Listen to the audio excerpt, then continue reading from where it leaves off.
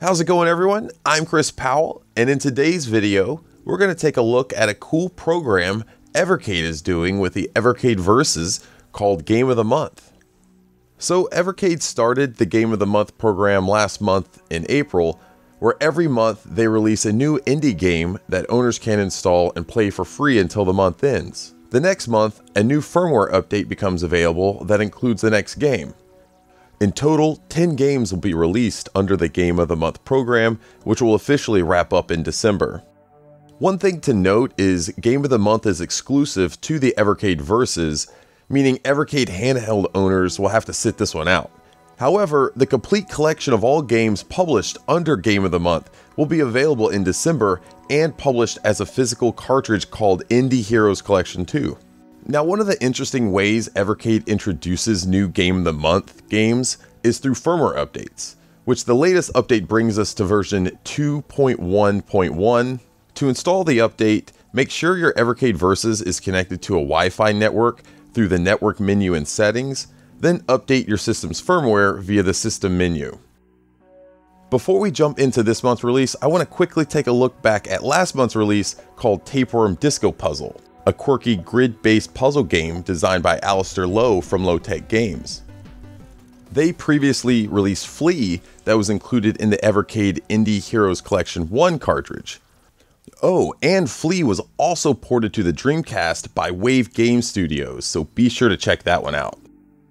In Tapeworm Disco Puzzle, you play as a worm named DJ Tapeworm who owns a local nightclub inside a cassette tape, and it's your job to make sure all your Flea buddies enjoy themselves. In the game, players use the D-pad to move DJ Tapeworm a step on the grid. However, he can only extend himself a certain length that's indicated by the numerical gauge at the top of the screen. If you overextend yourself, you can press the B button to retract a step and proceed from there. Some stages will require you to time your moves to avoid enemies and other obstacles that stand in your way. This was a fun game that I spent an hour and a half or so playing when they released the update last month. There's said to be over 100 levels in the final game, and while you have to wait to play it until it's released later this year, it's definitely one you should check out when Indie Heroes Collection 2 releases in December. Now let's get on to this month's release, which is Nessy the Robot. Nessy the Robot is an 8-bit style platformer developed by DTG Games. The game stars Nessy, an NES controller-themed robot who lives in the peaceful land of Pixel Park. One day, while having a picnic with his friend Pioka, they notice a mysterious UFO that appears over the city. The UFO releases hordes of slimes and robot zombies called Zombots who are hell-bent on destroying Pixel Park. It's Nessy's job to find and defeat the slimes responsible and save Pixel Park. You must avoid or defeat enemies with your projectile while navigating platforms, collecting gems, and defeating end bosses. Along the way, you'll be guided by your friend Dusty the Bee as you make your way through about a half a dozen stages that has some fun variety for an 8-bit style game like this.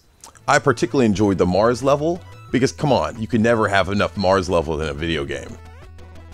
You can play through Nessy the Robot in about 20 or 30 minutes, and while it's certainly not the most difficult 8-bit style platformer we played, we did have fun with it and enjoyed its charming characters. Once you complete the game, you'll unlock the negative zone that removes scrolling, checkpoints, and adds new palettes. Oh, and one of the things that really just hits my emotional side is the developer dedicated the game to their dog Trixie, who recently passed away. You can find Trixie in every stage and go up and give her a pet and hear her bark. And it's just one of those cool little personal touches that I always love to see in games like this.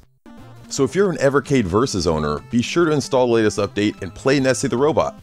You'll have access to the game throughout the month of April until it's replaced by next month's release. Be sure to check back in with us next month when we take a look at the latest entry in Evercade's Game of the Month series.